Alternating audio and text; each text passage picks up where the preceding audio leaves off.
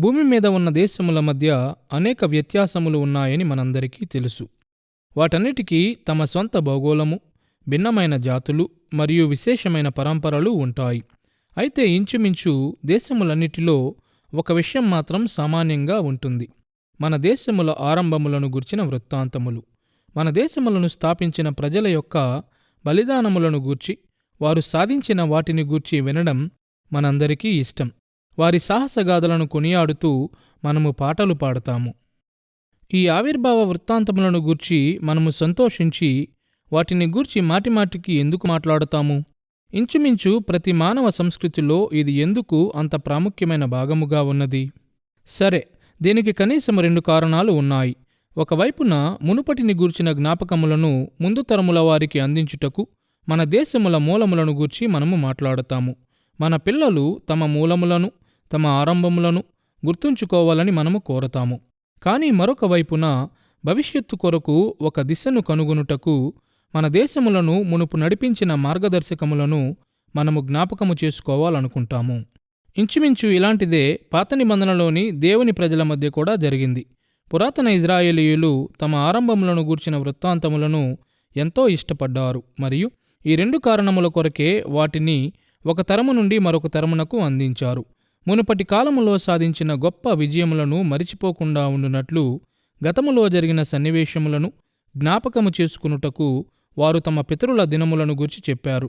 అంతేగాక వారు భవిష్యత్తులో వెళ్ళవలసిన దిశను గూర్చి గుర్తు చేసుకునుటకు కూడా వారు ఈ వృత్తాంతములను ఒక తరము నుండి మరొక తరమునకు అందించారు.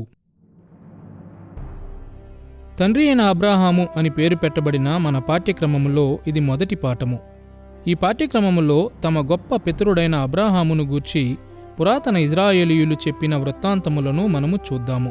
తన కాలములో నివసించిన ఇజ్రాయేలీయులకు తమ పూర్వకాలమును గూర్చి జ్ఞాపకము చేసుకున్నట్లు మరియు దేవుడు తమ కొరకు దాచియుంచిన భవిష్యత్తును వారు స్పష్టముగా అర్థము చేసుకున్నట్లు మోషే ఈ వృత్తాంతములను వ్రాశాడని మనము చూస్తాము.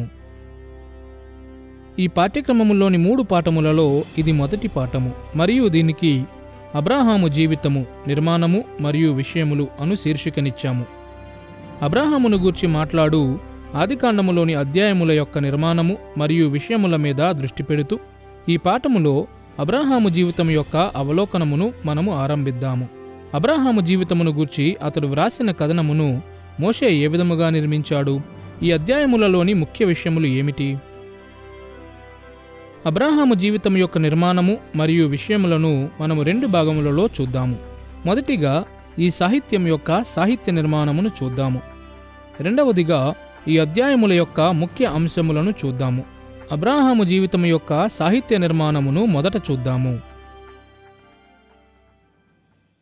ముఖ్యముగా వృత్తాంతములు లేక కథనములు కలిగి ఉన్న అబ్రాహాము జీవితం వంటి లేఖన భాగములను మనము పరిగణించినప్పుడు బైబిలు రచయితలు కేవలము అనేక సంవత్సరముల క్రితం జరిగిన సత్యములను గూర్చి మాత్రమే చెప్పలేదని మనము గుర్తుంచుకోవాలి.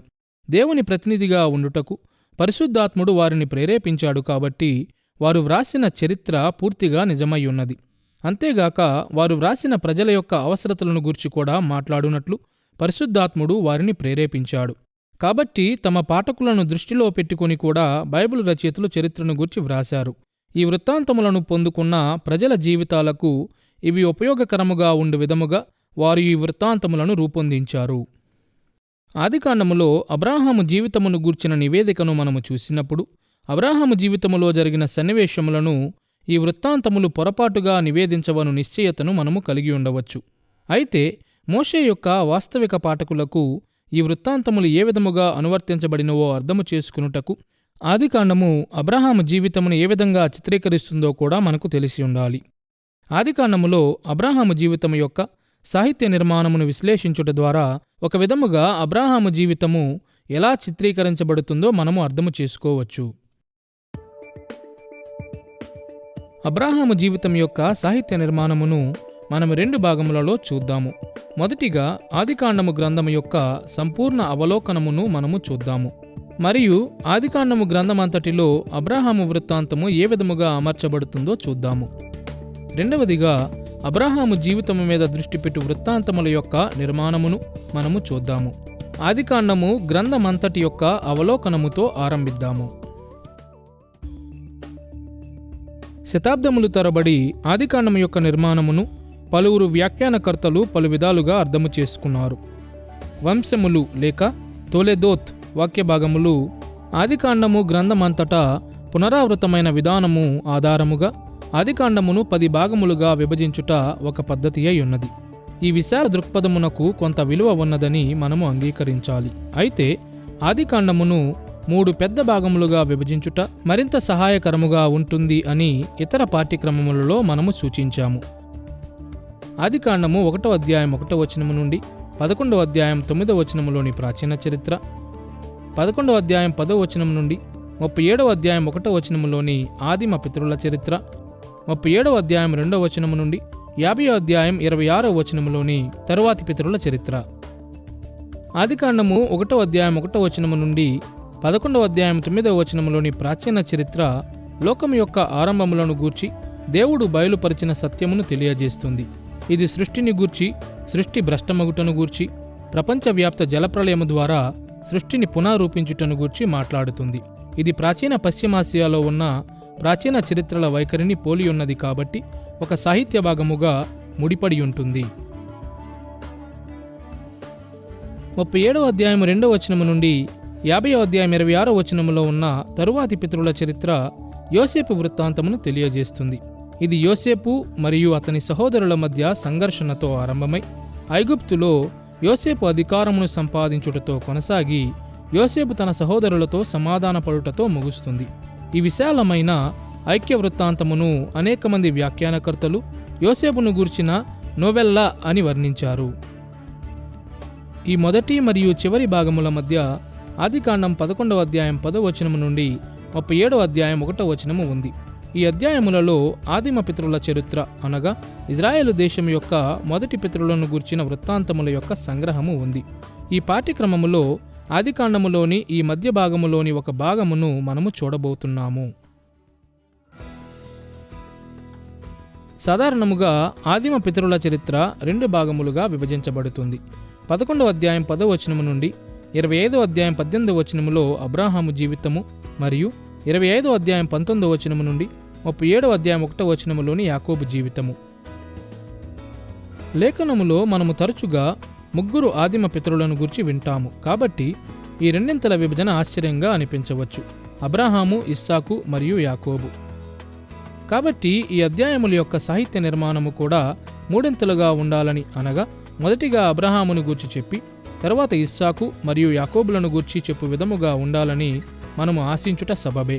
కానీ వాస్తవానికి ఆదిమ పితరుల చరిత్రలో ఏ భాగము కూడా ఇస్సాకును ప్రధానమైన పాత్రగా చూపలేదు. బదులుగా అతడు కేవలము ఒక పరివర్తనీయ మాత్రగా మాత్రమే ఉన్నాడు. అతని జీవితము మొదటిగా అబ్రాహాము జీవితములోని భాగముగాను తరువాత యాకోబు జీవితములోని భాగముగాను ప్రస్తావించబడింది. ఫలితముగా ఆదిమ పితరుల చరిత్ర కేవలము 2 ముఖ్య భాగములుగా మాత్రమే విభజించబడుతుంది: అబ్రాహాము జీవితము మరియు తర్వాత యాకోబు జీవితము.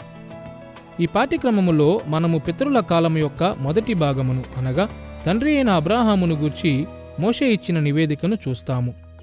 కాబట్టి ఆదికాండం 11వ అధ్యాయం 10వ వచనము నుండి 25వ అధ్యాయం 18వ వచనములో వర్ణించబడిన విధముగా అబ్రాహాము జీవితం యొక్క నిర్మాణమును క్షుణ్ణంగా పరిశీలన చేద్దాము. ఆదికాండము గ్రంథము యొక్క నిర్మాణములో అబ్రాహాము జీవితము ఎక్కడ అమర్చబడుతుందో మనము చూశాము కాబట్టి తరువాత విషయమును మనము చూడవలసి ఉన్నది. ఆదికాండం 11వ అధ్యాయం 10వ వచనము నుండి 25వ అధ్యాయం 18వ వచనములో అబ్రాహాము జీవితం యొక్క నిర్మాణము. అబ్రాహాము జీవితం యొక్క నిర్మాణమును అన్వేషించుటకు ఈ అధ్యాయములను మనము 2 స్థాయిలలో చూద్దాము. ఒకవైపున అబ్రాహాము జీవితం యొక్క మూల భాగములను లేక ఉపాఖ్యానములను చూద్దాము. మరొక వైపు ఈ ఉపాఖ్యానాలు ఆదికాండములోని అబ్రాహాము జీవితంలోనికి ఏ విధముగా అమర్చబడినవో మనము పరీక్షిద్దాము. అబ్రాహాము జీవితం యొక్క మూల భాగములను లేక ఉపాఖ్యానములను మొదట గుర్తిద్దాము. మోషే అబ్రాహాము జీవితమును గూర్చి 17 మూల భాగములు లేక ఉపాఖ్యానములలో వ్రాశాడు.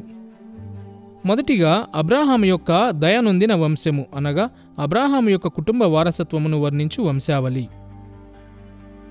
ఈ వాక్యభాగము తరువాత విఫలమగుచున్న అబ్రాహాము యొక్క తండ్రిని గూర్చిన వృత్తాంతము ఉంది. ఇది అబ్రాహాము తండ్రి అయిన తేరహుతో అతడు చేసిన యాత్రలను వర్ణించు 2వ వంశావళి అయ్యున్నది. అబ్రాహాము కనానుకు వలస వెలుట అనగా అబ్రాహాము యొక్క మొదటి పిలుపు మరియు వాగ్దాన దేశమునకు ప్రయాణమును గుర్చిన వృత్తాంతము. ఐగుప్తు నుండి అబ్రాహాము యొక్క విమోచన అనగా అబ్రాహాము ఐగుప్తునకు యాత్రికునిగా వెళ్ళిన మరియు దేవుడు అతనిని విడిపించిన కాలము. లోతుతో అబ్రాహాము యొక్క సంఘర్షణ అనగా అబ్రాహాము మనుష్యులు మరియు లోతు మనుష్యుల మధ్య సంఘర్షణ. అబ్రాహాము లోతును విడిపించుట అనగా లోతును పట్టుకునిన రాజుల నుండి అతనిని విడిపించుటకు అబ్రాహాము వారితో యుద్ధము చేసిన సమయము. అబ్రాహాము యొక్క నిబంధన వాగ్దానములు అనగా అబ్రాహాముకు అనేక మంది వారసులు ఉంటారని, ఒక నిత్య స్వాస్థ్యము ఉంటుంది అని దేవుడు అతనికి వాగ్దానము చేసి నిశ్చయతనిచ్చిన వృత్తాంతము. అబ్రాహాము హాగరు విషయంలో విఫలమగుట అనగా శారా దాసి అయిన హాగరుతో అబ్రాహాము ఇష్మాయేలు అను కుమారుని కనిన సమయము. అబ్రాహాము యొక్క నిబంధన అర్హతలు అనగా దేవుని ఆజ్ఞలకు నమ్మకముగా ఉండాలని అబ్రాహాముకు జ్ఞాపకము చేసిన దేవుని నిబంధనను గూర్చిన వృత్తాంతము. సొదొమ గొమొర్రాలు అనగా సొదొమ గొమొర్రాల నాశనము మరియు లోతు ఆ నాశనములో నుండి తప్పించుకొనుటను గూర్చిన వృత్తాంతము. అబీమెలెకు కొరకు అబ్రాహాము చేసిన విజ్ఞాపన అనగా ఫిలిష్తీయుడైన అబీమెలెకు కొరకు అబ్రాహాము ప్రార్థించిన సమయము. అబ్రాహాము కుమారులైన ఇస్సాకు మరియు ఇష్మాయేలు అనగా ఇస్సాకు జననము మరియు అబ్రాహాము కుటుంబము నుండి ఇష్మాయేలును పంపివేయుటను గుర్చిన వృత్తాంతము. అబ్రాహాము అబీమెలెకుతో చేసిన వడంబడిక అనగా భూమి మరియు నీటి హక్కులను గూర్చి అబ్రాహాము అబీమెలెకుతో ఒక ఒప్పందమును చేసిన సమయము. అబ్రాహాము పరీక్ష అనగా తన కుమారుడైన ఇస్సాకును బలి అర్పించమని దేవుడు అబ్రాహామునకు పిలుపునిచ్చిన సుపరిచితమైన ఉపాఖ్యానము. అబ్రాహాము సమాధి కొరకు భూమి అనగా శారా మరణము మరియు సమాధి స్థలమును కొనుటను గూర్చిన వృత్తాంతము. అబ్రాహాము కుమారుడైన ఇస్సాకు కొరకు భార్య అనగా రిబ్కా ఇస్సాకుకు భార్య అయిన సమయము. చివరిగా అబ్రాహాము మరణము మరియు వారసుడు అనగా అబ్రాహాము మరణమును గూర్చిన ముగింపు వృత్తాంతము మరియు అతని వారసుల నివేదిక. మనం ఇక్కడ చూస్తున్నట్లు అబ్రాహాము జీవిత వృత్తాంతము అతని జీవితములో జరిగిన సన్నివేశముల యొక్క మౌలిక క్రమమును అనుసరిస్తుంది. అతడు యవ్వనుడుగా ఉండి అతని తండ్రి ఆధీనములో ఉన్న సమయముతో వృత్తాంతము ఆరంభమై అబ్రాహాము ముసలివాడై మరణించుటతో ముగుస్తుంది. కొన్నిసార్లు అబ్రాహాము జీవితములోని పలు ఉపాఖ్యానముల మధ్య సూచనలు మరియు స్పష్టమైన సంబంధములు కనిపిస్తాయి. కానీ పాత నిబంధనలోని ఇతర భాగములతో పోల్చితే అబ్రాహాము జీవిత వృత్తాంతములో 17 స్వతంత్ర ఉపాఖ్యానముల యొక్క క్రమము కనిపిస్తుంది. అబ్రాహాము జీవితములోని సన్నివేశములను నివేదించుటకు మరియు మోషే యొక్క వాస్తవిక ఇజ్రాయేలీయ పాఠకులకు కొన్ని పాఠములను బోధించుటకు ప్రతి ఉపాఖ్యానము రూపొందించబడింది. మోషే వారిని ఐగుప్తులో నుండి వాగ్దాన దేశము వైపుకు నడిపించుచుండగా ఈ ఉపాఖ్యానములలో ప్రతి ఒక్కటి వారి జీవితములకు ఎంతో ఉపయోగకరముగా ఉండినది మరియు అలాగే నేటి మన జీవితములకు కూడా ఎంతో ఉపయోగకరముగా ఉన్నది. అబ్రాహాము జీవితం యొక్క మూల ఉపాఖ్యానములను పరిచయం చేశాము కాబట్టి ఇప్పుడు ఈ భాగములు ఏ విధముగా ఐక్యత కలిగి ఉన్నాయో చూచుటకు సిద్ధముగా ఉన్నాము. అబ్రాహాము వృత్తాంతము ఏ విధముగా ఐక్యపరచబడినది, ఏ తర్కము వాటిని క్రమపరుస్తుంది. సులువైన మాటలలో అబ్రాహాము జీవితం యొక్క ఉపాఖ్యానములు కొన్ని శీర్షికల ఆధారముగా అమర్చబడినవి మరియు ఈ అమరికలు 5 సౌష్ఠవ లేక సమతుల్య దశలను రూపొందిస్తాయి. మొదటిగా మనము ఊహించు విధముగానే పితరుని జీవితం యొక్క ఆరంభములో మోషే నివేదిక అబ్రాహాము యొక్క నేపథ్యము మరియు దేవునితో ఆదిమ అనుభవాలతో ఆరంభమవుతుంది. ఈ భాగములలో అబ్రాహాము యొక్క దయనొందిన వంశావళి, అతని విఫలమగు తండ్రి మరియు అతడు కనానుకు వలస వెలుట ఉన్నాయి. అబ్రాహాము యొక్క కుటుంబ నేపథ్యము మరియు వాగ్దాన దేశములోనికి అతని ప్రవాసము మీద దృష్టి పెడుతూ అబ్రాహాము దేవునితో ఒక విశేషమైన అనుబంధములోనికి ఎలా ప్రవేశించాడో ఈ అధ్యాయములు వివరిస్తాయి. అబ్రాహాము జీవితములోని 2వ ఉపాఖ్యానముల గుంపు 12వ అధ్యాయం 10వ వచనము నుండి 14వ అధ్యాయం 24వ వచనం వరకు ఇతర ప్రజలతో అబ్రాహాము కలిగియుండిన ఆరంభ సంబంధాల మీద దృష్టి పెడుతుంది. దీనిలో ఐగుప్తు నుండి అతని విమోచన, లోతుతో అతని సంఘర్షణ మరియు అతడు లోతును విడిపించుట ఉన్నాయి. ఈ 3 ఉపాఖ్యానములు ఐక్యముగా ఉన్నాయి, ఎందుకంటే ఇవి అనేక ప్రజల గుంపుల ప్రతినిధులను అబ్రాహాము ఎదుర్కొనుట మీద మరియు వారితో సంకర్షించుట మీద దృష్టి పెడతాయి. ఈ అధ్యాయములలో పితరుడు ప్రధానముగా ఐగుప్తు ఫరోతో, అతని అన్న కొడుకు లోతుతో, దండెత్తిన రాజులతో, సొదొమ రాజుతో మరియు షాలేము రాజైన మెల్కీసెదెకుతో వ్యవహరించాడు.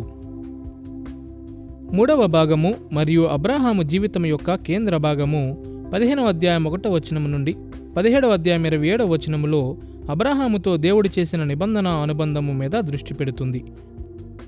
పితరుని జీవితములోని ఈ భాగములో 3 ఉపాఖ్యానములు ఉన్నాయి.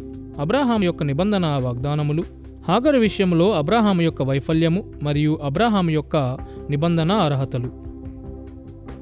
18వ అధ్యాయం 1వ వచనము నుండి 21వ అధ్యాయం 34వ వచనములో కనిపించు 4వ భాగము ఇతర ప్రజలతో అబ్రాహాము తరువాత చేసిన సంపర్కములను ప్రస్తావిస్తుంది. ఇవి అబ్రాహాము ఇతర ప్రజల గుంపులతో చేసిన సంపర్కముల మీద దృష్టి పెడతాయి కాబట్టి ఈ అధ్యాయములు ప్రధానముగా ఐక్యత కలిగి ఉంటాయి. ఈ అధ్యాయములు సొదొమ గొమొర్రాల సందర్భములో అబ్రాహామును వర్ణిస్తాయి. అబీమెలెకు కొరకు అబ్రాహాము చేసిన విజ్ఞాపన, ఇస్సాకు మరియు ఇష్మాయేలులకు అనుబంధములో అబ్రాహాము మరియు అబీమెలెకుతో అబ్రాహాము చేసిన వడంబడికను దీనిలో మనము చూస్తాము. లోతు మరియు అతని కుటుంబముతో పితరుడు ఎలా సంకర్షించాడో, సొదొమ గొమొర్రాలలోని ప్రజలతోనూ, ఫిలిస్తీయుడైన అబీమెలెకు రాజుతోనూ అతడు ఎలాంటి అనుబంధము కలిగి ఉన్నాడో ఈ 4 ఉపాఖ్యానాలు మరి ఎక్కువగా వర్ణిస్తాయి. మనము ఊహించున్నట్లే 22వ అధ్యాయం 1వ వచనము నుండి 25వ అధ్యాయం 18వ వచనములో ఉన్న పితరుని జీవితం యొక్క 5వ మరియు ఆఖరి భాగము అబ్రాహాము జీవితం యొక్క ముగింపును గూర్చిన, ముఖ్యముగా అతని వారసులు మరియు మరణమును గూర్చిన విషయములను ప్రస్తావిస్తుంది. దేవుడు అబ్రాహామును ఏ విధముగా పరీక్షించాడో ఇది నమోదు చేస్తుంది.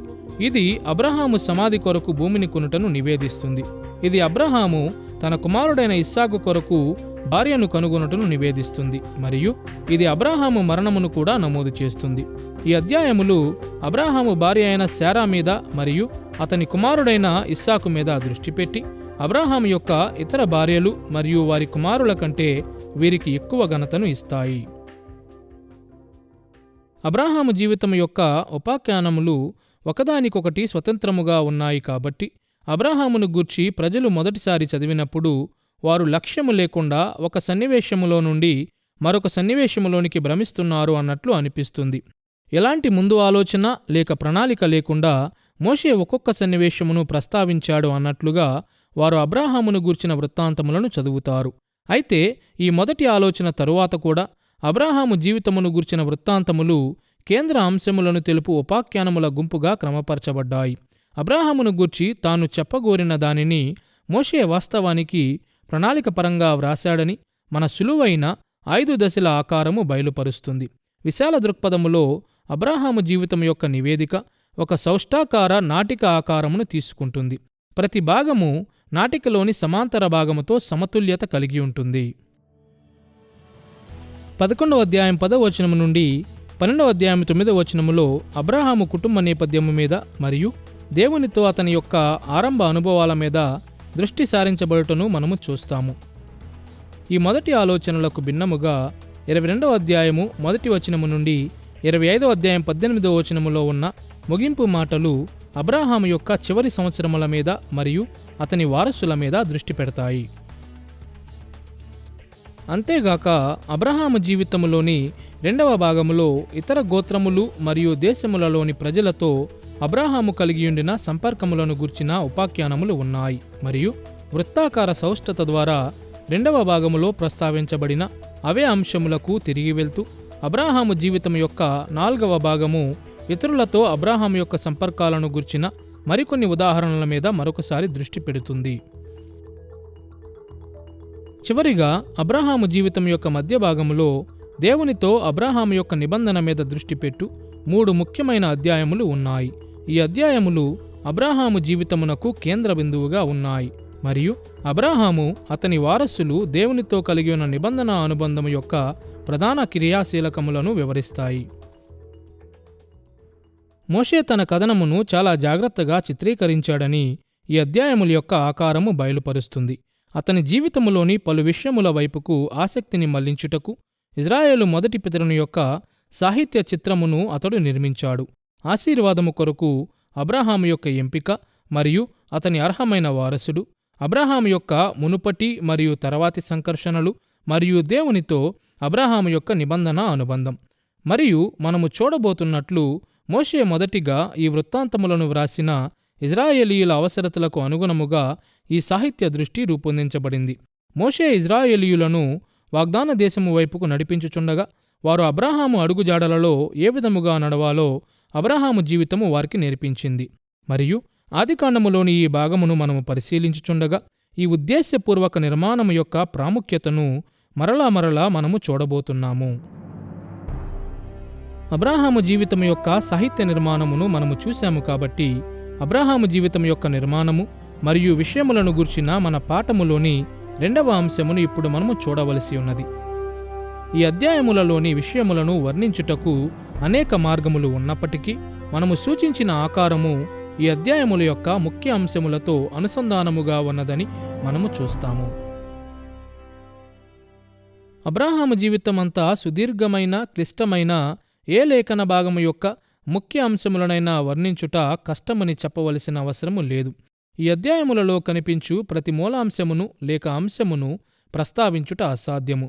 అయితే మిగిలిన వాటికంటే ప్రాముఖ్యమైన అనేక మూలాంశములను గుర్తించుట మాత్రం సాధ్యమే. మరియు మనము చూడబోవుచున్నట్లు ఈ అధ్యాయములలోని ముఖ్య అంశములు అబ్రాహాము జీవిత వృత్తాంతములను ఐక్యపరుచుతాయి మరియు అబ్రాహాము జీవితము నుండి తన వాస్తవిక ఇజ్రాయేలీయ పాఠకులు నేర్చుకోవాలని మోషే కోరిన ముఖ్య ఆలోచనలను అర్థము చేసుకునుటలో మనకు సహాయపడతాయి. దీనికి మించి లేఖనములోని ఈ భాగము నుండి మనం ఏమి నేర్చుకోవాలని దేవుడు కోరుచున్నాడో ఈ ముఖ్య అంశాలలో మనము చూడవచ్చు. అబ్రాహాము జీవితం యొక్క ముఖ్య అంశములను మనము రెండు విధాలుగా చూద్దాము. మొదటిగా అబ్రాహాము జీవితం యొక్క 4 ముఖ్యమైన అంశములను పరిచయము చేయు ఒక కీలకమైన వాక్య భాగమును మనము పరీక్షిద్దాము. రెండవదిగా అబ్రాహాము జీవితమును గూర్చిన అధ్యాయములలో ఈ అంశములు ఏ విధముగా విశదపరచబడ్డాయో మనము చూద్దాము. అబ్రాహాము వృత్తాంతములోని అంశములను పరిచయము చేయు కీలకమైన వాక్య భాగమును మొదట చూద్దాము. అబ్రాహాము జీవిత వృత్తాంతం యొక్క ఆరంభములో ఆదికాండము 12వ అధ్యాయము 1-3 వచనములలో అబ్రాహాముకు దేవుడిచ్చిన పిలుపును గూర్చి ఉన్నదని మీకు గుర్తుందనుకుంటాను. అబ్రాహాము మెసొపొతమియాలోని ఊరులో నివాసముంటున్నప్పుడే వాగ్దాన దేశమునకు వెళ్ళుటకు దేవుడు అబ్రాహామును పిలిచాడు. ఈ వచనములు అబ్రాహాము జీవిత వృత్తాంతములోని కొన్ని అత్యంత ప్రాముఖ్యమైన మూలాంశములను పరిచయము చేస్తాయని అనేక సంవత్సరాలుగా వ్యాఖ్యానకర్తలు గుర్తించారు. ఈ వచనాలలో మోషే ఏమని వ్రాశాడో ఒకసారి గమనించండి. యెహోవా, నీవు లేచి నీ దేశము నుండియు నీ బంధువుల యొద్ద నుండియు నీ తండ్రి ఇంటి నుండియు బయలుదేరి నేను నీకు చూపించు దేశమునకు వెళ్ళుము. నిన్ను గొప్ప జనముగా చేసి నిన్ను ఆశీర్వదించి నీ నామమును గొప్ప చేయుదును. నీవు ఆశీర్వాదముగా నుందువు. నిన్ను ఆశీర్వదించు వారిని ఆశీర్వదించెదను, నిన్ను దూషించు వారిని శపించెదను. భూమి యొక్క సమస్త వంశములు నీ యందు ఆశీర్వదించబడును అని అబ్రాహాముతో అనెను. ఈ 3 వచనములు చాలా ప్రాముఖ్యమైనవి మరియు వీటిని అనేక విధాలుగా క్రోడీకరించవచ్చు. వ్యాకరణ స్థాయిలో 1వ అధ్యాయము యొక్క మొదటి భాగములో ఇవి ఒక పరిచయముతో ఆరంభమవుతాయి. ఇవి తరువాత అబ్రాహాముతో దేవుడు పలికిన మాటలతో కొనసాగుతాయి. వీటిని 2 భాగములుగా విభాగించవచ్చు. మొదటి భాగము 1వ వచనము యొక్క 2వ భాగము మరియు ఇంచుమించు 2వ వచనం అంతటిలో ఒక ఆజ్ఞ, దాని తరువాత 3 స్వతంత్ర క్రియారూపక వ్యక్తీకరణలు ఉన్నాయి. దేవుడు అబ్రాహాముతో పలికిన మాటలలోని 2వ భాగము 2వ వచనము యొక్క చివరి భాగములోను మరియు 3వ వచనములోనూ ఉన్నది. 2వ భాగము కూడా మొదటి భాగములోని వ్యాకరణ పద్ధతిని అనుసరిస్తుంది. ఇది ఒక ఆజ్ఞ ద్వారా పరిచయం చేయబడుతుంది. దాని తరువాత 3 స్వతంత్ర క్రియారూపక వ్యక్తీకరణలు ఉన్నాయి. ఆదికాండం 12వ అధ్యాయము 1-3 వచనముల యొక్క ఈ 3 విభాగములను చూచుట ద్వారా ఈ వాక్య భాగం యొక్క ప్రాముఖ్యతను గూర్చిన కొన్ని మెలకువలను మనము కనుగొనవచ్చు. 1వ వచనములో అబ్రాహాముతో దేవుడు పలికిన మాటలను మోషే పరిచయం చేసిన సులువైన విధానమును మొదట వినండి. యెహోవా అబ్రాహాముతో అనెను. యెహోవా అనెను అని అనువదించబడాలని అనేక మంది ఆధునిక అనువాదకులు సరిగానే గుర్తించారు. ఈ అనువాదము ప్రాముఖ్యమైనది ఎందుకంటే అపోస్తలుల కార్యములు 7వ అధ్యాయము 2 నుండి 4 వచనాలలో ఉన్న స్టెఫను ప్రసంగం ప్రకారం అబ్రాహాము తండ్రి అయిన తేరహు హారానులో మరణించకముందు అబ్రాహాము ఊరిలో పిలుపును పొందుకున్నాడు. అయితే ఆదికాండము యొక్క సాహిత్య చిత్రీకరణలో 11వ అధ్యాయం 32వ వచనములో తేరహు మరణించాడు అని మనము చూస్తాము. తరువాత ఆదికాండం 12వ అధ్యాయం 1వ వచనములో దేవుడు అబ్రాహామును పిలిచాడని నేర్చుకుంటాము. ఈ కారణము చేత ఆదికాండము 12వ అధ్యాయం 1వ వచనము గతమును మునుపు జరిగిన దానిని తెలియజేస్తుంది. కాబట్టి ఇది యెహోవా అనెను అని అనువదించబడాలి. దేవునికి స్పందిస్తూ అబ్రాహాము ఏమీ చేయక ఉండిన మునుపటి కాలమును అనగా అతడు వాగ్దాన దేశమునకు ప్రయాణమగుటకు ముందు కాలమును ఈ వచనము జ్ఞాపకము చేసుకుంటుంది. ఈ పరిచయం తరువాత దేవుడు అబ్రాహాముతో పలికిన మాట యొక్క మొదటి భాగములోనికి మనము వచ్చాము. ఈ మొదటి భాగము ఒక ఆజ్ఞార్థకమైన క్రియతో ఆరంభమై ఒక ఆజ్ఞను సూచిస్తుంది. ఆదికాండం 12వ అధ్యాయం 1వ వచనములో మనము ఈ మాటలను చదువుతాము. నీవు లేచి నీ దేశము నుండియు నీ బంధువుల యొద్ద నుండియు నీ తండ్రి ఇంటి నుండియు బయలుదేరి నేను నీకు చూపించు దేశమునకు వెళ్ళుము. ఇక్కడ మనము చూస్తున్నట్లు ఈ భాగము ఒక ఆజ్ఞతో మొదలవుతుంది. లేచి లేక NIV దీనిని విడిచి వెళ్ళుము అని క్రోడీకరిస్తుంది. దేవుడు అబ్రహామును ఏదో చేయమని ఆజ్ఞ ఇచ్చాడు. కనాను దేశమునకు వెళ్ళమని ఆజ్ఞ ఇచ్చాడు. ఇది దేవుడు పితరునికి ఇచ్చిన మొదటి మరియు ప్రాథమికమైన ఆజ్ఞ. వాగ్దాన దేశమునకు వెళ్ళమని ఆజ్ఞ ఇచ్చిన తరువాత దేవుడు అబ్రాహాముతో పలికిన మాటల యొక్క మొదటి భాగము 3 భాగములుగా విభజించబడుతుంది మరియు ఇది 2వ వచనం యొక్క మొదటి భాగములో 3 స్వతంత్ర క్రియారూపక వ్యక్తీకరణలతో సూచించబడింది.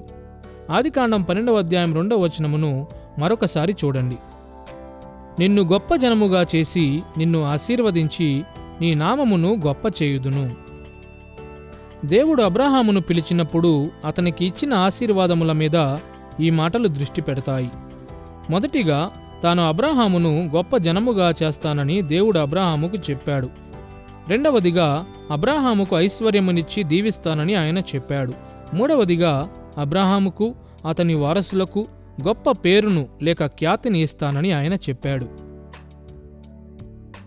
ఇప్పుడు అబ్రాహాముతో దేవుడు పలికిన మాటల యొక్క 2వ భాగమును మనము చూస్తున్నాము. అనేక ఆధునిక అనువాదములు దీనిని చూచుటలో మనకు సహాయము చేయనప్పటికీ అబ్రాహాముతో దేవుడు పలికిన మాటల యొక్క 2వ భాగము మొదటి భాగము యొక్క వ్యాకరణ నిర్మాణమును పోలియున్నది. ఇది కూడా ఒక ఆజ్ఞతో ఆరంభమవుతుంది మరియు తరువాత 3 స్వతంత్ర క్రియారూపక వ్యక్తీకరణములు ఉన్నాయి. ఆదికాండము 12వ అధ్యాయము 2-3 వచనాలలో మనం ఈ మాటలను చదువుతాము. నీవు ఆశీర్వాదముగా నుందువు, నిన్ను ఆశీర్వదించు వారిని ఆశీర్వదించెదను, నిన్ను దూషించువాని శపించెదను, భూమి యొక్క సమస్త వంశములు నీ యందు ఆశీర్వదించబడును. నీవు ఆశీర్వాదముగా నుందువు అని అనువదించబడిన హెబ్రీ క్రియాపదము ఇక్కడ ఆజ్ఞార్థక రూపములో ఉంది మరియు 1వ వచనములోని వెళ్ళుము అను ఆజ్ఞకు సమాంతరముగా రూపొందించబడింది. కానీ ఇక్కడ ఇవ్వబడిన ఆజ్ఞార్థకము ఒక ఆజ్ఞ వలె పనిచేయదు. దీనిని అనేక విధాలుగా అనువదించవచ్చు. మరియు నీవు ఆశీర్వాదముగా నుందువు లేక మరియు నీవు ఆశీర్వాదముగా నుందువుగాక లేక మరియు నీవు నిశ్చయముగా ఆశీర్వాదముగా నుందువు. ఏది ఏమైనా ఈ ఆజ్ఞార్థకము ఆలోచనలో ఒక ముఖ్యమైన పరివర్తనను సూచిస్తుంది.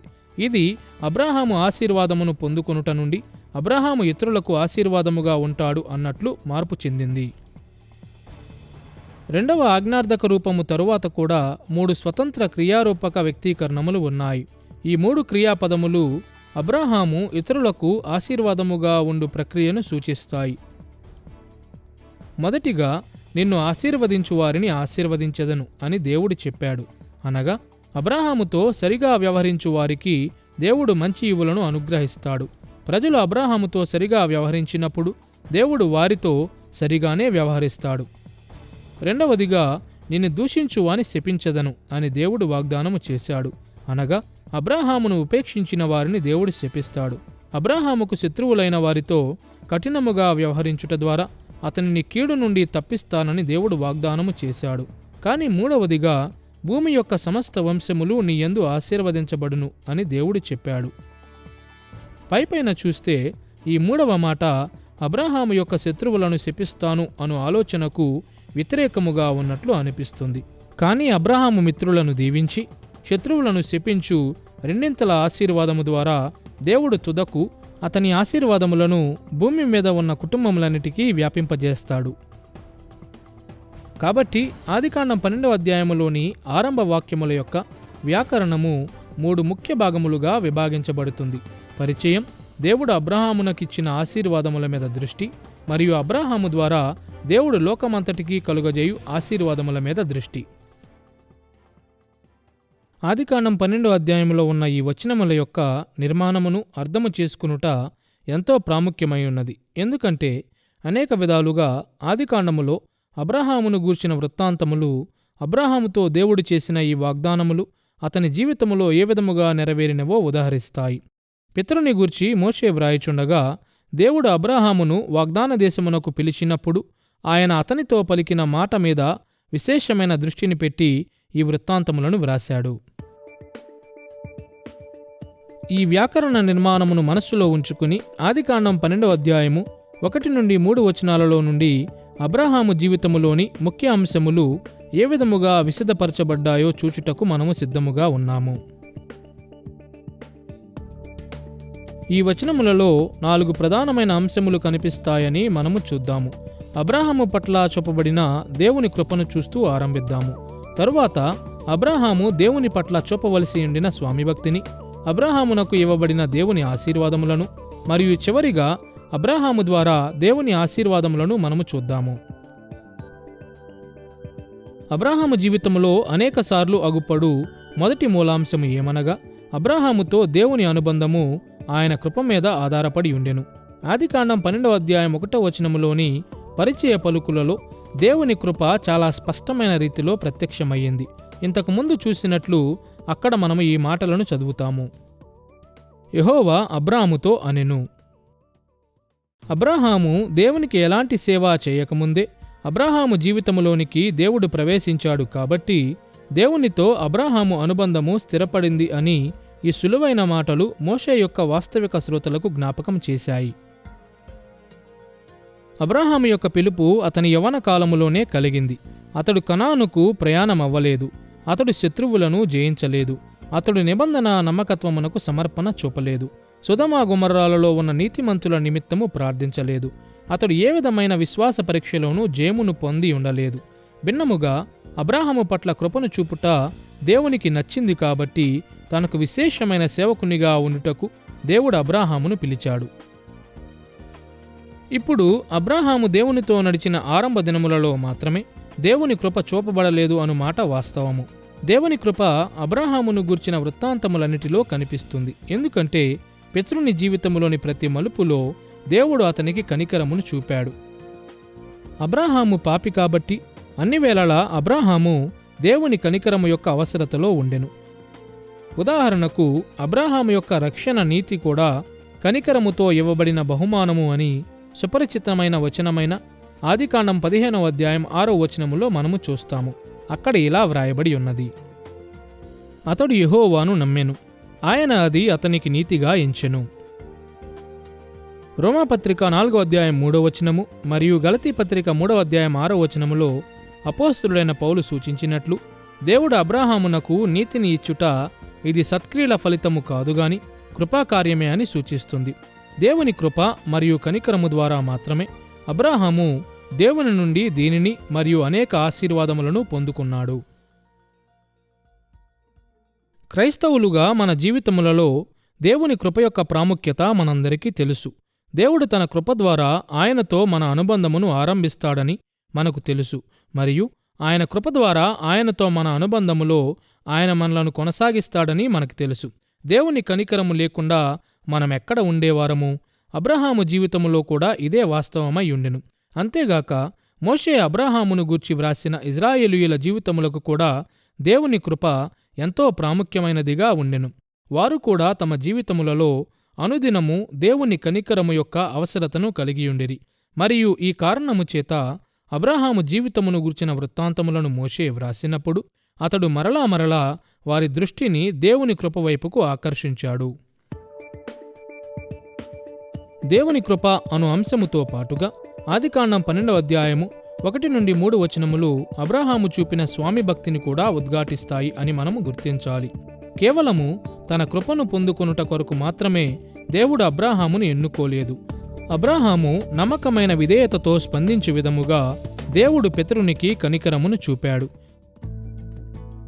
మనం ఇంతకు ముందు చూసినట్లు ఆదికాండము 12వ అధ్యాయము 1వ వచనములోని మొదటి ఆజ్ఞార్థకము అబ్రాహాము ఒక ఆచరణాత్మక రీతిలో యెహోవాకు నమ్మకత్వమును చూపవలసిన బాధ్యత కలిగి ఉన్నాడని వక్కానిస్తుంది. అక్కడ దేవుడు అతనిని ఇలా ఆజ్ఞాపించాడు: నీవు లేచి నీ దేశము నుండియు నీ బంధువుల యొద్ద నుండియు నీ తండ్రి ఇంటి నుండియు బయలుదేరి నేను నీకు చూపించు దేశమునకు వెళ్ళుము. ఈ దైవిక పిలుపుకు అబ్రాహాము ఎంతో నమ్మకత్వమును చూపవలసి ఉండెను అని ఊహించుట అంత కష్టమేమీ కాదు. అతడు తన దేశమును మరియు తన తండ్రి ఇంటిని విడచి అతనికి చూపబోవు ప్రదేశమునకు వెళ్ళవలసి ఉండెను. అవును, దేవుడు అబ్రాహామునకు కనికరమును చూపాడు. కాని అబ్రాహాము కూడా దేవునికి లోతైన నమ్మకమైన సేవ చేయవలసి ఉండెను. దురదృష్టవశాత్తు అనేక మంది క్రైస్తవులు అబ్రాహామును గూర్చి దేవుని మీద నమ్మకము మరియు విశ్వాసమునకు మాదిరిగా మాత్రమే ఆలోచన చేస్తారు. ఇది అబ్రాహాము జీవితములో ఒక ప్రాముఖ్యమైన అంశము మరియు ఇది అనేక క్రొత్త నిబంధన లేఖన భాగములలో ఉద్ఘాటించబడినది. అయితే విధేయత చూపమని, ఆయనను నమ్మకముగా సేవించమని దేవుడు అబ్రాహాముకు ఆజ్ఞాపించాడు అను సత్యమును మనం ఎన్నడూ నిర్లక్ష్యం చేయకూడదు. దేవుడు పితరుల నుండి అనేకసార్లు స్వామి భక్తిని కోరాడు. ప్రతి పరిస్థితిలోనూ అతడు దేవునికి నమ్మకముగా ఉండవలసి ఉండెను. అబ్రాహాము దేవునికి స్వామి భక్తిని చూపవలసిన అత్యంత నాటకీయమైన ఉదాహరణను మనము ఆదికాండము 22వ అధ్యాయములో చూస్తాము. అక్కడ అబ్రాహాము తన కుమారుని కంటే దేవుని ఎక్కువగా ప్రేమించాడని రుజువు చేయుటకు అతని కుమారుడైన ఇస్సాకును బలి ఇవ్వమని దేవుడు పితరునికి ఆజ్ఞాపించాడు. దీనికంటే ఉన్నతమైన పరీక్షను గూర్చి మనము ఊహించలేము. ఈ విధముగాను అనేక ఇతర విధములుగాను అబ్రాహాము నమ్మకత్వమును చూపవలసి ఉండినను అబ్రాహాము కలిగియుండిన అత్యంత ప్రాముఖ్యమైన బాధ్యతలలో ఒకదానిని ఆదికాండము 12వ అధ్యాయము 1వ వచనము స్పష్టము చేస్తుంది. అక్కడ దేవుడు ఇలా సెలవిచ్చాడు: నేను నీకు చూపించు దేశమునకు వెళ్ళుము. ఈ వాక్యభాగము తెలియపరచుచున్నట్లు దేవుడు చూపించు దేశమునకు అబ్రాహాము వెళ్ళవలసి ఉండెను. అబ్రాహాము వాగ్దాన దేశమును స్వాధీనపరుచుకొనవలసి ఉండెను మరియు పితరుని గూర్చిన వృత్తాంతములలో చాలాసార్లు ఈ అంశము ప్రత్యక్షమవుతుంది. పితరుడు వాగ్దాన దేశములోనికి వెళ్ళుట దేవుని యొక్క విశాలమైన ప్రణాళికలో అబ్రాహాముకు మరియు అతని నమ్మకమైన వారసులకు ఎంతో ప్రాముఖ్యమైన విషయముగా ఉండెను. అతడు స్వయంగా వాగ్దాన దేశములోనికి నడిపించుచున్న ఇజ్రాయేలీయుల కొరకు మోషే ఈ వృత్తాంతమును వ్రాశాడని జ్ఞాపకము చేసుకున్నప్పుడు ఇక్కడ చూపిన ఈ ఉద్ఘాటన అంత ఆశ్చర్యమును కలిగించదు. క్రీస్తు అనుచరులముగా రక్షణ దేవుని కృప ద్వారా కలిగిన ఉచిత బహుమానమైనప్పటికీ ఆయన ఆజ్ఞలను పాటించుటకు తగిన కృషిని చేయుట ద్వారా మనము ఆయనకు కృతజ్ఞతను చూపాలని దేవుడు ఆశించుచున్నాడు. మోషే కూడా ఈ నియమమును అర్థము చేసుకున్నాడు. అబ్రాహాముకు దేవుడు చూపిన కృప అబ్రాహాము దేవుని పట్ల నమ్మకముగా ఉండునట్లు అతనిని నడిపించిందని మనకు తెలుసు. ఈ కారణము చేత మనము అబ్రాహాము యొక్క జీవితమును అధ్యయనము చేయుచుండగా స్వామి భక్తిని చూపవలసిన అవసరత అనేకసార్లు కనిపిస్తుంది అని మనము చూడబోతున్నాము. తన వాస్తవిక ఇజ్రాయేలీయ శ్రోతలను గూర్చి మోషేకు తెలుసు. దేవుని ఎదుట నమ్మకముగా జీవించుట యొక్క ప్రాముఖ్యతను వారు మరిచిపోయే అవకాశము ఉండినది. ఐగుప్తు నుండి విమోచించి దేవుడు వారికి ఎంతో కనికరమును చూపి వారిని అరణ్యములో భద్రపరిచినప్పటికీ వారు దేవుని ఆజ్ఞల నుండి వెనుదిరిగారు. ఈ కారణము చేత అబ్రాహామును గూర్చిన వృత్తాంతములలో దేవుని పట్ల అబ్రాహాము చూపిన స్వామి భక్తి ఒక ముఖ్యాంశముగా ఉన్నది. నమ్మకమైన విధేయతతో దేవుని సేవించుటకు మోషే యొక్క వాస్తవిక శ్రోతలకు మరియు నేడు మనకు కూడా ప్రోత్సాహము అవసరము కాబట్టి ఈ అంశము చాలా తరచుగా కనిపిస్తుంది. ఇప్పటి వరకు మనము చూసినట్లు దేవుడు అబ్రాహాముకు ఎంతో కృపను చూపాడు మరియు అతని నుండి నమ్మకమైన భక్తిని కోరాడు. ఆదికాండం 12వ అధ్యాయము 1-3 వచనాలలో మనము గమనించవలసిన 3వ అంశము ఏమనగా అబ్రాహాముకు ఇవ్వబడిన ఆశీర్వాదములు. ఆదికాండం 12వ అధ్యాయం 2వ వచనములో దేవుడు పితరునికి ఈ మాటలను చెప్పాడని మీకు జ్ఞాపకం ఉండే ఉంటుంది. నిన్ను గొప్ప జనముగా చేసి నిన్ను ఆశీర్వదించి నీ నామమును గొప్ప చేయుదును, నీవు ఆశీర్వాదముగా నుందువు. దేవుడు పితరునికి 3 ఆశీర్వాదములు ఇచ్చాడు. మొదటిగా అబ్రాహాము గొప్ప జనమవుతాడని దేవుడు చెప్పాడు. అతని వారసులు లెక్కకు మించిన వారవుతారు. వాస్తవానికి అతని వారసులు ఒక గొప్ప సామ్రాజ్యము అనగా ఘనమైన దేశమవుతారు. ఆ సమయములో అబ్రాహాము మరియు అతనితో ఉన్నవారు చాలా తక్కువ మందిగా ఉండిరి మరియు అబ్రాహాముకు పిల్లలు లేరు. అయినను ఒక దినాన అబ్రాహాము వారసులు ఆకాశ నక్షత్రముల కంటే ఎక్కువ అవుతారని దేవుడు వాగ్దానము చేశాడు. రెండవదిగా అబ్రాహామును ఆశీర్వదిస్తానని దేవుడు చెప్పాడు. ఏది ఏమైనా అబ్రాహాము మరియు అతని వారసులు గొప్ప ఐశ్వర్యమును ఆశీర్వాదమును పొందుకుంటారని ఈ వ్యక్తీకరణము తెలియజేస్తుంది. అబ్రాహాము మరియు అతని వారసులు ఐశ్వర్యమును సమృద్ధిని అనుభవిస్తారు. వారు భూమి మీద సంచరించువారిగాను కేవలము స్థిరపడువారిగాను ఉండరు. అబ్రాహాము మరియు అతని పిల్లలు నమ్మకముగా ఉంటే వారు గొప్ప ఐశ్వర్యమును అనుభవిస్తారు. మూడవదిగా దేవుని ఆశీర్వాదములో అబ్రాహాము గొప్ప పేరును కూడా పొందుకుంటాడు. మరొక మాటలో అబ్రాహాము వాగ్దాన దేశమునకు వెళ్ళి అక్కడ దేవుని నమ్మకముగా సేవిస్తే అతని వారసుల యొక్క ఘనమైన సంఖ్య మరియు ఐశ్వర్యము అతనికి మరియు అతని వారసులకు ప్రపంచమంతటా ఘనతను కలిగిస్తుంది. పితరునికి మరియు అతని నమ్మకమైన వారసులకు గొప్ప మహిమ కలుగుతుంది. వాస్తవానికి అబ్రాహాము వృత్తాంతములన్నిటిలో ఇలాంటి ఆశీర్వాదములు అబ్రాహామునకు ఇవ్వబడినవని మోషే మరలా చూపాడు. అబ్రాహాముకు కుమారులు కలిగారు. అతడు ఒక అనుభవములో నుండి మరొక అనుభవములోనికి ప్రవేశించుచుండగా గొప్ప ఐశ్వర్యమును పొందాడు. అతడు ఆ ప్రాంతములో ఖ్యాతిని పొందాడు. ఈ వృత్తాంతములను వినిన ఇజ్రాయేలీయులకు అబ్రాహాము పొందిన ఆశీర్వాదములు తమ భవిష్యత్ ఆశీర్వాదములను గూర్చి గొప్ప నిరీక్షణను కలిగించాయి. పితరునికివ్వబడిన వారసులు, ఐశ్వర్యము మరియు ప్రఖ్యాతి అను వరములు అబ్రాహాము యొక్క నమ్మకమైన వారసులకు దేవుడిచ్చు మరింత ఉన్నతమైన వరములకు ఛాయారూపములుగా ఉన్నాయి. క్రైస్తవులముగా మనము దేవుని యొద్ద నుండి లెక్కింపలేనన్ని ఆశీర్వాదములను పొందుకున్నాము. అవును, వాగ్దాన దేశము వైపుకు మోషేను వెంబడించిన ఇజ్రాయేలీయులు కూడా దేవుని నుండి లెక్కింపలేనన్ని ఆశీర్వాదములను పొందుకున్నారు. వారు బానిసత్వము నుండి విడిపించబడ్డారు. వారి సంఖ్య వృద్ధి చెందింది. వారి యాత్ర అంతటిలో వారికి భద్రత, కొనసాగు శక్తి ఇవ్వబడింది మరియు వారు భవిష్యత్తులో గొప్ప ఆశీర్వాదమునిచ్చు దేశము వైపుకు అనగా వాగ్దాన దేశము వైపుకు ప్రయాణము చేయుచుండిరి. కాని ఇజ్రాయేలీయులు మనవలెనే దేవుడు వారి కొరకు చేసిన వాటిని మరియు చేయబోవు వాటిని మరిచిపోయారు. కాబట్టి ఇజ్రాయేలీయ పాఠకుల హృదయములు కృతజ్ఞతతో నిండునట్లు వారి జీవితములలో దేవుడు వారికి అనుగ్రహించిన ఆశీర్వాదములను గూర్చి వారికి జ్ఞాపకము చేయుటకు దేవుడు అబ్రాహాముకు అనుగ్రహించిన ఆశీర్వాదములను గూర్చి మోషే వ్రాశాడు.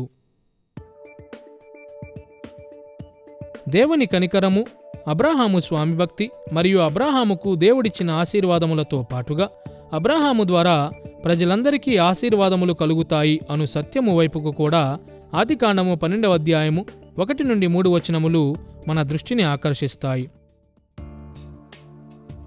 ఆదికాండం 12వ అధ్యాయము 2-3 వచనాలలో దేవుడు సెలవిచ్చిన మాటలు వినండి.